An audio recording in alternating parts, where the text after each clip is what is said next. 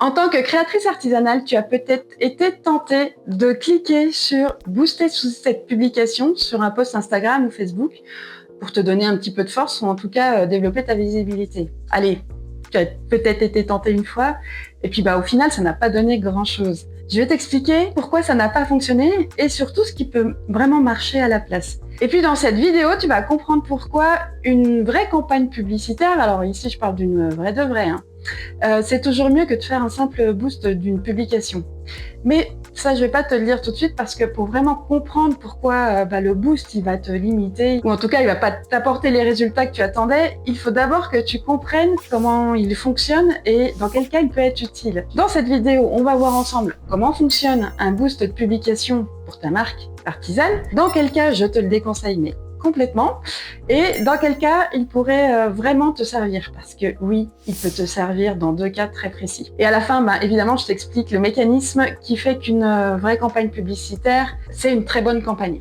Allez, c'est parti, on y va. Si tu ne me connais pas, je suis Claire de Purple Banana et j'accompagne les créatrices artisanes à vendre dans leur boutique en ligne, et ce depuis 2019. Et la question de la pub sur les réseaux sociaux, c'est une action que l'on met en place dans mon accompagnement phare, le Shaker. Donc je vais te partager dans cette vidéo mon retour d'expérience le plus transparent possible au travers de l'expérience justement de mes clientes, mais aussi de ma propre expérience avec ma marque de papeterie. Et d'ailleurs, j'ai une petite anecdote que je te partagerai très croustillante. Booster un post, c'est pratique, c'est rapide. Il suffit d'un petit clic sous ta publication, tu vas choisir l'objectif, la cible, le budget, la durée, et basta, c'est fait. Alors, c'est très tentant parce que c'est justement, comme je le disais, facile et rapide. Tu n'as pas besoin de maîtriser le gestionnaire de publicité, ni d'aller configurer un petit bout de pixel. Je ne sais pas si tu en as entendu parler de ce petit truc, ou encore moins de configurer 10 paramètres. Et l'avantage aussi du boost, c'est que tu n'as pas besoin d'un gros budget pour démarrer. Tu peux mettre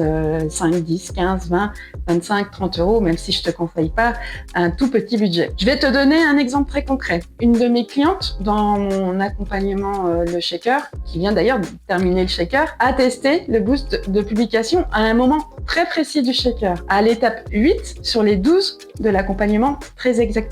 Alors tu vas me dire, mais pourquoi attendre 8 étapes pour aller générer du trafic, pour attirer du monde sur son site? Tout simplement, on l'a mis en place une fois que son tunnel de vente était calé, que ses fiches produits étaient travaillées et qu'il n'y avait plus aucun frein à la conversion. Elle a boosté un post avec un petit budget de 30 euros et elle a fait des ventes, comme tu peux le voir ici. Mais retiens bien un petit truc que je viens de dire, un petit détail qui a toute son importance. J'ai dit une fois que tout était calé. Mais ça, on va y revenir un petit peu plus tard parce que c'est exactement le cœur du sujet, ou en tout cas l'enjeu du boost de post. Alors juste un petit détail technique, je vais ouvrir une parenthèse avant de continuer parce que ça peut te faire perdre de l'argent inutilement. Si tu as un iPhone, ne booste jamais un post directement depuis ton téléphone parce que depuis 1 an, 2 ans, enfin je sais plus exactement, Apple applique des frais supplémentaires sur le budget publicitaire. Donc tu vas payer plus cher pour exactement le même résultat. Donc si tu es dans ce cas, je te conseille de passer plutôt par ton ordinateur. Mais je te parlais de petits budgets. Petit budget, c'était facile. Ce petit budget, il peut aussi vite devenir un très bon moyen de jeter de l'argent par les fenêtres. Et il y a 4 situations précises où vraiment je te déconseille de booster une publication. Le premier cas où je te déconseille de booster une publication, c'est quand tu veux booster un post où tu mets en avant une création que tu n'as pas encore vendue, en tout cas vendue de manière naturelle sans aucune publicité. Si tu n'as pas encore fait de vente dite organique sur ce produit, ça veut dire que finalement ton produit n'a pas été validé par ton audience. Tu ne sais pas s'il y a encore une vraie demande pour ce produit. Et en fait, il faut que tu comprennes que la publicité, elle va pas aller forcément créer la demande en fonction de ce que tu mets en avant, mais elle marche bien si elle va s'appuyer sur quelque chose qui, du coup, fonctionne déjà bien. Donc, elle va amplifier la demande. Si la demande n'existe pas encore, tu vas juste amplifier du vide au final. Et c'est là où tu vas perdre de l'argent. Et au passage, tu vas finir par te démoraliser parce que tu vas te dire que ça n'a pas marché. Le deuxième cas, c'est quand il s'agit de booster un post qui n'a presque pas été vu quand tu l'as publié.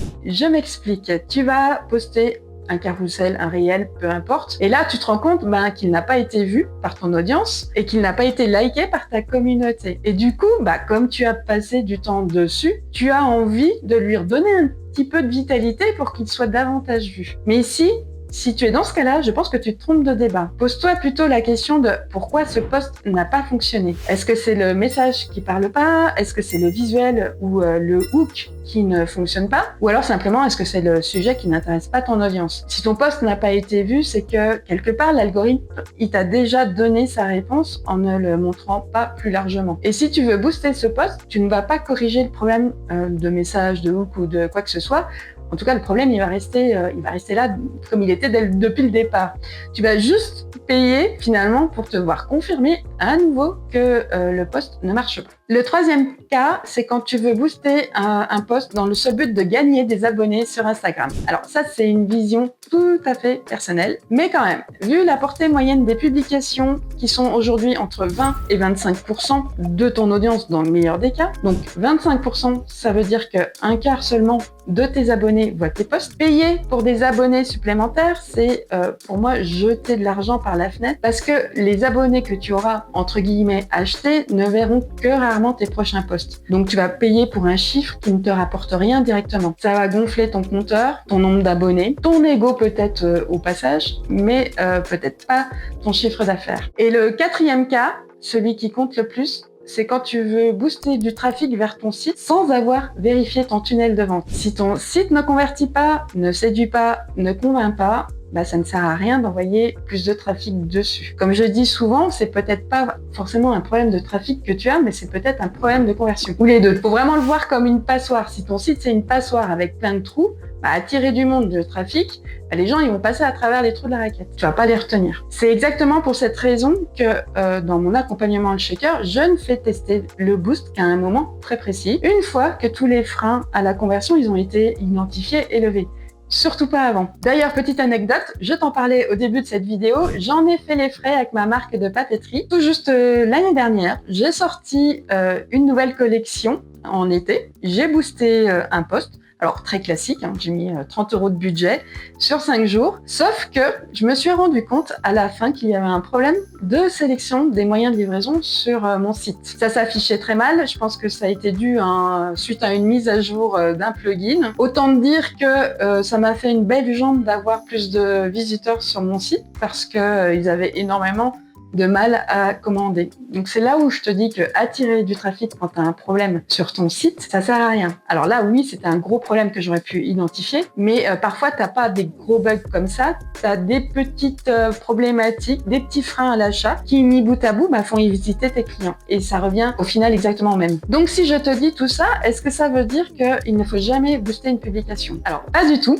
mais il y a deux cas très précis pour moi où ça peut être vraiment utile pour ta marque. Le premier cas, c'est quand tu veux diriger vers ton site si tu as un tunnel de vente déjà mis en place. Je pense notamment à l'entrée de ton tunnel de vente, c'est-à-dire à une fenêtre pop-up pour capter des emails. Parce que même si ces visiteurs qui viennent via ta pub ne vont pas acheter tout de suite, au moins tu auras gardé une trace de leur passage et tu pourras entretenir, nourrir une relation avec ces nouveaux abonnés et ça, dans la durée, ça vaut largement l'investissement. Et puis le deuxième cas, c'est quand tu veux booster la visibilité d'un jeu concours, mais là encore, toujours en lien avec ton site. Je ne te parle pas ici d'un jeu concours pour avoir plus d'abonnés sur Instagram, mais l'objectif de ce jeu concours, ce serait d'avoir des abonnés à ta newsletter. Donc, l'idée, c'est de t'appuyer sur les réseaux sociaux pour communiquer sur ton jeu concours, de faire un post, de le booster, mais de délocaliser le jeu concours sur ton site. Si ça t'intéresse d'en savoir un peu plus sur ce type de jeu concours, j'avais déjà tourné une vidéo, tu trouveras le lien là par là, je te le mettrai aussi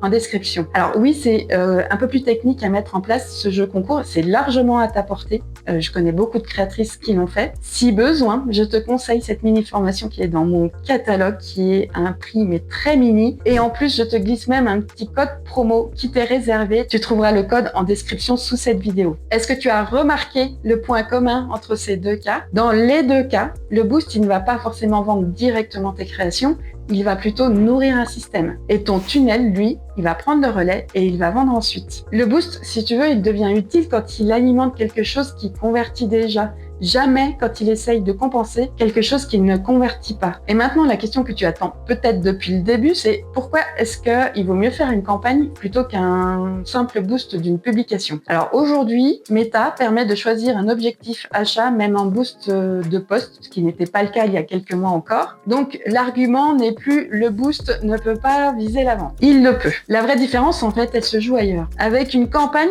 qui est créée depuis ton gestionnaire de publicité, tu as des options de ciblage bien plus précises et bien plus nombreuses et même plus avancées. Si je te dis retargeting, le retargeting, c'est de pouvoir cibler des personnes qui ont déjà visité ton site, donc qui te connaissent déjà. Tu peux aussi créer des audiences similaires, par exemple des audiences similaires à tes meilleurs clients. Le boost, lui, il va rester plus limité sur ce type d'audience. Avec une campagne, tu peux aussi tester en même temps plusieurs visuels, plusieurs messages, plusieurs audiences et voir lequel fonctionne le mieux avant d'investir davantage justement sur ce qui fonctionne très bien. Le boost, lui, c'est juste un one shot, c'est un coup isolé, c'est un post, une audience, une durée, un essai et puis c'est tout. Tu peux pas avoir de comparaison, tu peux pas apprendre de ce qui marche bien, c'est vraiment un coup isolé. Et puis la troisième différence, elle se joue dans l'optimisation sur la durée. Une campagne publicitaire s'optimise au fil de jour, l'algorithme il va apprendre justement qui réagit et qui clique, qui achète et il va ajuster la diffusion. Et toi, derrière, tu peux piloter cette campagne, tu peux la mettre en pause, tu peux ajuster le budget en fonction des résultats réels. Le boost, il se lance, il va tourner sur la durée que tu auras définie et puis il va s'arrêter. Donc le boost peut viser la vente, ça c'est vrai et j'ai des clientes qui ont vendu grâce à un simple boost de publication, mais il le fait quand même avec moins de précision, sans possibilité de test, sans apprentissage dans la durée. Une campagne, c'est vraiment la même intention avec beaucoup plus de contrôle et beaucoup moins de hasard, même si c'est, je l'avoue, beaucoup plus technique. Dis-moi en commentaire, est-ce que tu as déjà testé un boost ou est-ce que tu es tenté d'en faire? Est-ce que ça t'a rapporté quelque chose?